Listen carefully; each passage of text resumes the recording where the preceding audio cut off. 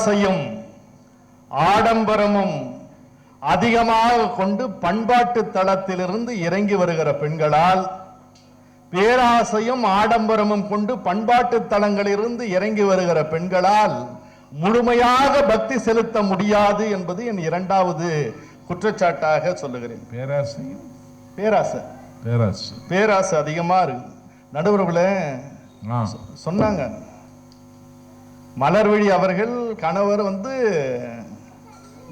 மிக்சியை கொண்டு போறார்.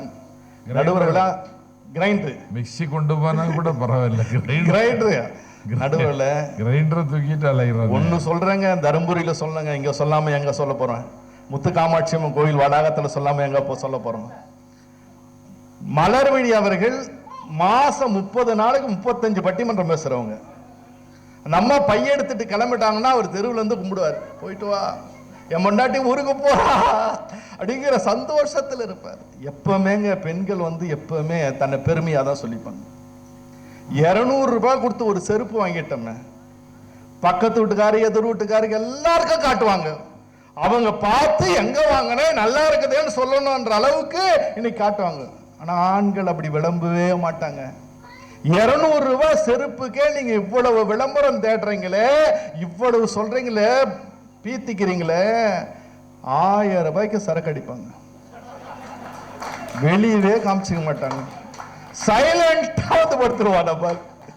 இது ஆண்களுக்குள்ள இயல்பான புத்தி.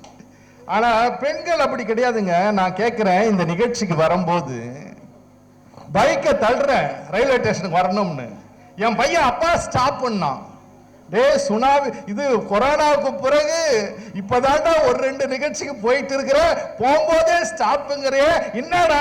அப்பா எனக்கு ஒரு நாய் வாங்கி தாங்கப்பான்ட்டான். நான் ரொம்ப அடக்கமா இருப்பேன், நடுவருக்கு தெரியும் வீட்டுல. நான் என்ன சொன்னேன், ஏண்டா கண்ணு போகும்போதே தடுக்கிறியா? நான் எங்க எழுத்து வீட்டுக்காரன் வெள்ளையா ஒரு நாய் பொசு பொசுன்னு இருக்குமே, பொமோரியன் டாக்கா, அதை வாங்கிட்டான். வாங்கிட்ட உடனே பாத்தீங்களா, நாய் பேசணும்னு நாய் வருது. அதான் தர்மபுரி, அதான் தர்மம் இருக்கு, சொன்னது நடக்கும். நடுவர்களே பாத்தீங்கன்னா, அப்பா ஸ்டாப்னா எனக்கு ஒரு நாய் வாங்கி தாங்க பான்னா. நான் என்ன சொன்ன அடக்கமா, டே கண்ணே நான் தான் இருக்கனே, எதுக்குடா நாயின்னு கேட்டேன். சமயக்கட்டுல இருந்து என் மனைவி சொல்றான், நல்ல நாயா கேட்கறான் வாங்கித்தாங்க. அப்ப நாய் என்னங்கிறத என்னுடைய நிலைமையாக இருக்கிறது. நடுவர்களே பாத்தீங்கன்னா, பெண்கள் அப்படி சமைக்கிறாங்க, இப்படி போகிறாங்க, வயிறார சாப்பிட்றீங்களே எல்லாம் சொன்னார். நடுவர்களே பெண்களுக்கே ஒரு சந்தோஷம் எதுன்னு தெரியுமா? இன்னைக்கு நீ வீட்டுல சமைக்க வேணாமா அப்படின்னா ரொம்ப சந்தோஷப்படுவாங்க. நம்மால வீக்கெண்டுல வார கடைசியில ஹோட்டலுக்கு கூட்டின்னு போவான், கணம் இருக்குதோ இல்லையோ அவங்க சந்தோஷப்படட்டும்னு வீட்டுல கூட்டு போவாங்க. ஆண்கள் எப்படி தெரியுமா நடுவுறவுல, தனக்கா மிச்சம் இருந்தாதான் தாய் சாப்பிடுவான்னு சொன்னாங்க. நடுவுறவுல ஹோட்டலுக்கு கூட்டின்னு போயிடுவான். ஹோட்டலுக்கு கூட்டின்னு போயிட்டு தான் பையனை பொண்ணை பொண்டாட்டி எல்லாம் கூட்டிட்டு போயிடும். ஹோட்டல்ல உட்கார்ந்த உடனே அந்த அம்மா கேட்க, நீ என்னம்மா சாப்பிட்றன்னா? அந்த அம்மா சொல்லும், எனக்கு ஒரு மசால் தோசை, அதிகபட்சம் எனக்கு ஒரு மசால் தோசைன்னு. பொண்ணு நீ என்னம்மா வேணும்னா, அப்பா எனக்கு ஃப்ரைட் ரைஸ்ன்னு. பையன் உனக்கு என்னடா வேணும் அப்படின்னு சொன்னா நூடுல்ஸ்ன்னுவான். நடுவர்களே, ஒரு மனைவியும் பிள்ளையும் ஹோட்டலுக்கு அழைத்து போயிருக்கிற கணவன் பாப்பா, இவங்க ஆர்டர் பண்ண பண்ண பண்ண என்ன பண்ணுவான், அவன் விலைப்பட்டியலை பார்த்துக்கிட்டே இருப்பான், நம்ம கையில இவ்வளவு பணம் இருக்குதான்னு பார்த்துட்டு இருப்பான்.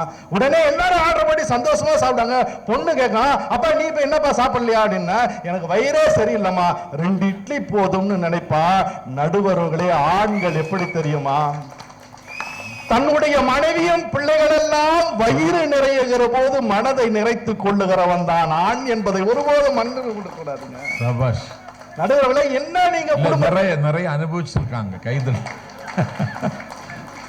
அப்பா நம்முடைய மலர்விழி பாட்டு என்னமோ பாட்டுல தான் மயக்கணும். நடுவர்களே பாட்டுல மயக்கிறோம். ஒண்ணும் இல்ல, எங்க காலேஜுங்க வேலூருக்கு வந்துருச்சுங்க மலர்விழி பேராசிரியர். நாடு முழுக்க பேசுறீங்க, வெளிநாடெல்லாம் பேசுறீங்க, எல்லா தொலைக்காட்சியிலும் பேசுறீங்க, எங்க காலேஜ் பசங்களுக்கு ஒரு கிளாஸ் எடுக்க கூடாதான்னு. அதுக்கு நான் சார் அன்பு சார் எடுத்துட்டா போச்சுன்னு. உடனே கிளாஸுக்கு வந்த உடனே எங்க பிரின்சிபால் கூப்பிட்டாரு, நான் போயிட்டேன். போன உடனே 1 மணி நேரம் கிளாஸ் எடுத்தது வந்துச்சுங்க. உடனே நான் பசங்களை பார்த்து கேட்டேன், ஆசிரியர் வந்தாங்களே மலர்விழி, எப்படா கிளாஸ் எடுத்தாங்கன்னு. சார் அவங்க தாயை விட சிறந்தவர்னா. டே, இந்த உலகத்துல சிறந்தது தாய் தானடா. 5 வருஷமா கிளாஸ் நடத்துற என்ன ஒரு நாள் கூட சொல்லல, 1 மணி நேரத்துல தாயை விட சிறந்தவர்னு சொல்றீங்களா மலர்விழி பேராசிரியர் எப்படிறான்னு. ஒன்னும் இல்ல சார், ஒரு தாய் தாலாட்டு பண்ணா ஒரு குழந்தை தான் தூங்கும். கிளாஸ் எடுத்து 5வது நிமிஷத்துல பாட தொடங்கினாங்க, 52 பேரும் தூங்கி போட்டாங்க சார். 52 பேரும் தூக்கி விட்டுட்டு ஒன்னும் இல்லைங்க. நான் கேட்கிறேன் இன்னைக்கு பெண்கள் கிட்ட, எங்க அக்காங்க நான் படிப்பதற்காக தன் படிப்பை பாதியிலே நிற்க வைத்து விட்டு எனக்காக வேலைக்கு போயிட்டு படிக்க வச்ச எங்க அக்கா கொரோனா சமயத்துல வீட்டுக்கு வந்துருச்சு. யாராச்சும் வரானான்னு பார்த்திருந்தா எங்க அக்கா வீட்டுக்கு வந்துருச்சு கொரோனால. வந்த உடனே என்னக்கா எப்படிக்கா வந்தேன்னா, இல்லடா கண்ணு, ஆன்லைன்ல கிளாஸ் நடத்துறான், பையனை இன்ஜினியரிங் காலேஜில் சேர்த்துட்டு இருக்கேன், 25,000 ரூபாய் லாஸ்ட் செமஸ்டர் பீஸை கட்ட சொல்றான்டா கண்ணு. என்கிட்ட சீட் எடுக்க போனேன், சீட்டு அதிகமா தள்ளு போது 10,000 ரூபாய் கையில வச்சிருக்கேன்டா, ஒரு 15,000 ரூபாய் தான் கொடுறா பீஸை கட்டிடுன்னு.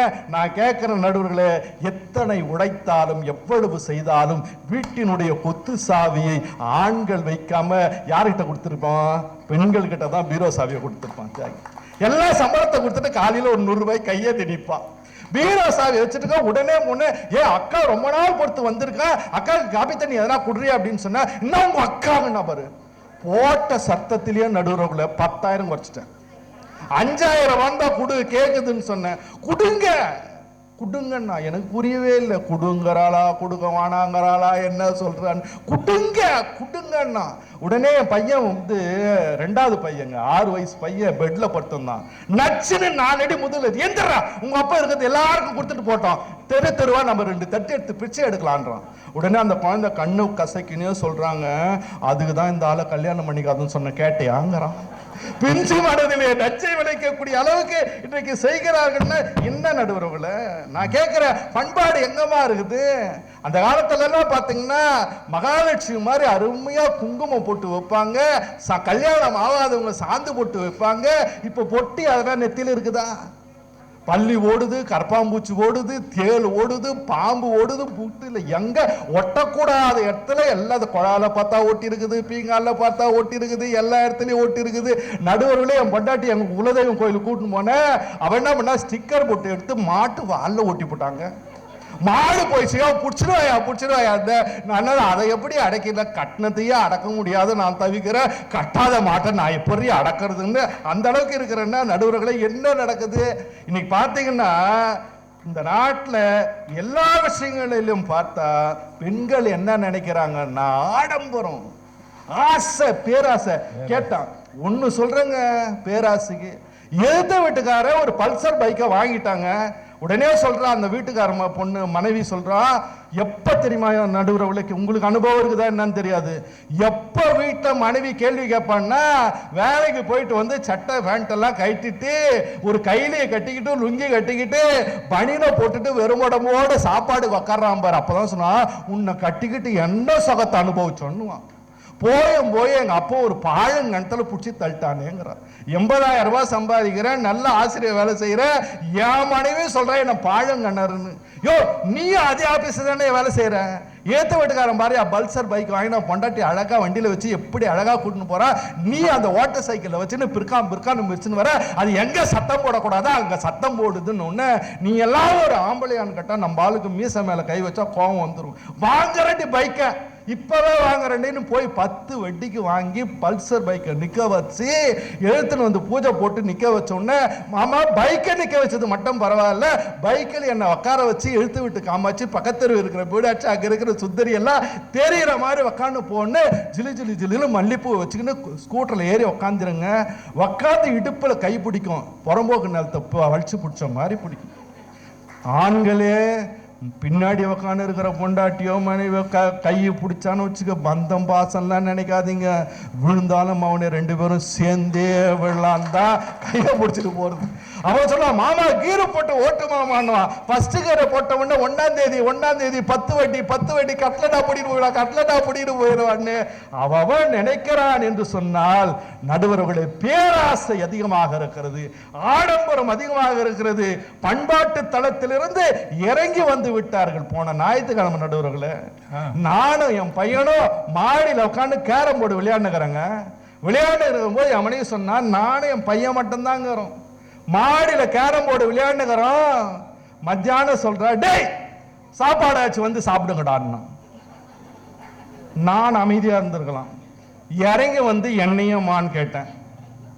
உனக்கு மட்டும் தனியா சொல்ல முடியுமா? இன்றைக்கு மரியாதை குறைந்து கொண்டே இருக்கிறது என்று சொல்லி நடுவர் அவர்களே, பேராசையும் ஆடம்பரமும் இருந்து பண்பாட்டில் தளத்தில் இருந்து இறங்கி வருகிற பெண்களால் முழுமையாக பக்தி செலுத்த முடியாது என்கிற இரண்டாவது குற்றச்சாட்டை பதிவு செய்யும்.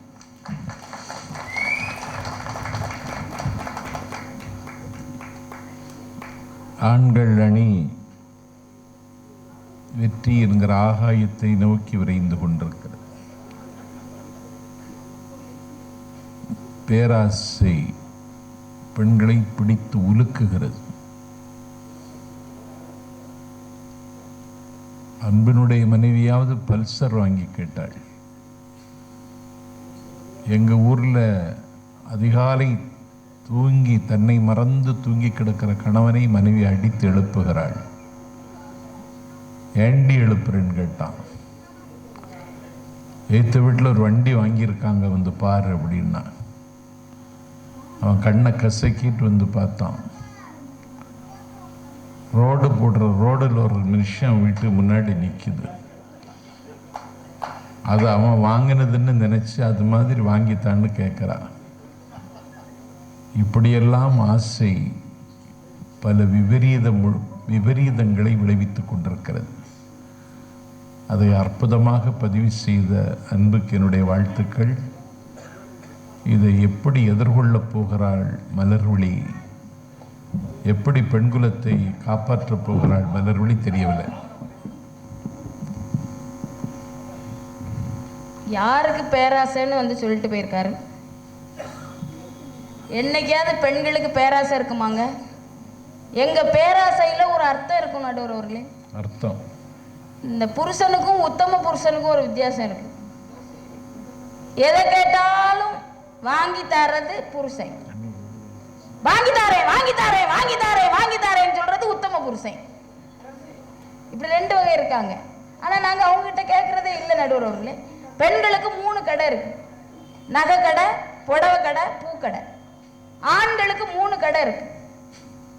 அடகு கடை, மது கடை, சாக்கடை. என்னது பண்பாட்டு தளத்திலிருந்து நாங்க கீழே வந்துட்டோம். அதுல வர நான் பாட்டுல மயங்கிடுவேன். நானாவது பாட்டுல மயங்க வச்சேன், நீங்க பாட்டில்ல மயங்கிடுறீங்களே நடுவர் அவர்களே. நாங்க குளிச்சிட்டு கோயிலுக்கு வரோம், இவங்க குடிச்சுக்கிட்டுல கோயிலுக்கு வராங்க. இது என்ன பக்தி இருக்கு? இங்கெல்லாம் நான் வந்த உடனே விசாரிச்சுட்டு தருமபுரியில எந்த ஆண்கள் குடிக்க மாட்டாங்களாம், மது அருந்த மாட்டார்களாம். நான் பஸ் விட்டு இறங்கினோடனே ஒருத்தர் என்கிட்ட வந்து, மேடம் மலர்விழி மேடம், உங்களை நான் டிவியில் பார்த்துருக்கேன், நீங்கள் குடியாரன்னு குறைச்சி பேசாதீங்க. அப்போ எப்படி சார் பேசணும்னே? மதப்பிரியர்கள் அப்படி மரியாதையா பேசுங்க மேடம் அப்படின்னாரு. எப்படி இருக்காங்க பாருங்க. எங்க ஊர்ல ஒருத்தன் சொன்னா, குடிக்கிறவனோட குடிக்காதவன் ரொம்ப மோசமானவன். நான் சொன்னேன், இங்க சம்பத்தண்ணே குடிக்க மாட்டாரு, அவர் ஏன்டா மோசமானவர்னு சொன்னானே.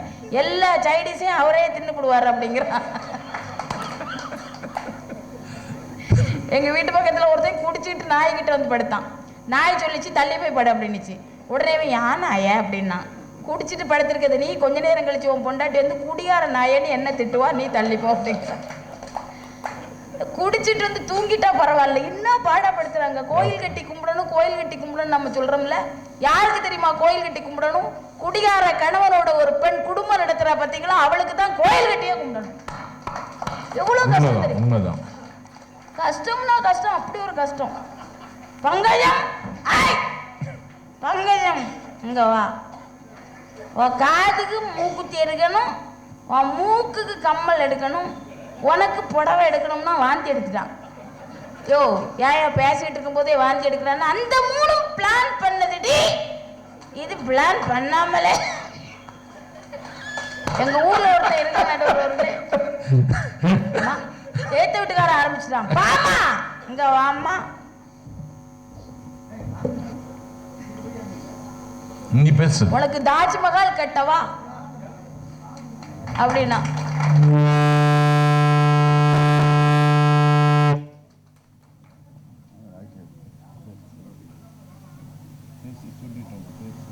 இப்படி பண்பாட்டை இன்னைக்கு சீரழிக்கிறது ஆண்களா தானங்க இருக்காங்க.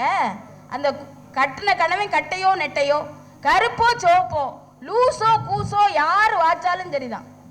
கட்டின கணவன் கட்டையோ நெட்டையோ, கருப்போ சோப்போ, லூசோ கூசோ, யார் வாச்சாலும் சரிதான். அவர் கடைசி வரைக்கும் நல்லா இருக்கணும்னு சொல்லி ஒரு விளக்கு எடுத்துட்டு போய் கோயில்ல கொண்டு வச்சு, எம்மா எனக்கு என்ன வேணாலும் வரட்டும், என் வீட்டுக்காரர் 100 ஆண்டு காலம் வாழணும்னு சொல்லி நம்ம முத்துக்காமாட்சி அம்மன்கிட்ட போய் கோலவேலியம்மா, ராஜகாளியம்மா, பாளையத்தாயம்மா, பங்காரு மாயம்மா, முத்துமாரியம்மா, பத்ரகாளியம்மா, முண்டக்கண்ணியம்மா, எங்கள் சென்னியம்மா, குங்கும கோதையே, அன்னைய சோதையே, செந்தூர தெய்வானே, சிங்கார ரூபதி, அன்னை விசாலாட்சி, சௌடாம்ப விருப்பாட்சி, சிங்கார நீலியே, சௌந்தர மாலியே, வள்ளியம்மா, எங்கள் அல்லியம்மா, தங்க செல்லியம்மா, செல்ல கொல்லியம்மா, அங்காளம்மா, எங்கள் செங்காளம்மா, அருள் முப்பத்தம்மா, ஆனால் வேம்பத்தம்மா, சிங்காரி ஒய்யாரி சங்கரி உமையத்த கண்மாரி பன்மாரி செல்லாயி சிலம்பாய் மருவத்தூர் அம்மாவை ஓம்.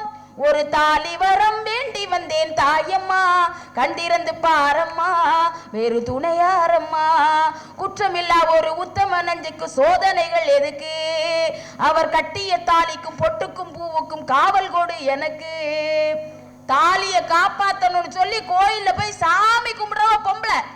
ஏன் இன்னைக்கு தாலி கட்டுறது ஆம்பளையா பொம்பளையா நடுவர்களே? ஏன் ஒரு பொண்ணு ஒரு ஆணுக்கு தாலி கட்டினான்னு மாத்திடுவோம், கட்டக்கூடாது. என்னைக்குமே ஒரு பொண்ணு ஒரு ஆணுக்கு தாலி கட்டக்கூடாது. ஒரு பொண்ணு ஒரு ஆணுக்கு தாலி கட்டினா அன்னைக்கு சாயங்காலமே அந்த தாலியை வித்து தின்னுருவான், கழுத்துல போட மாட்டான்.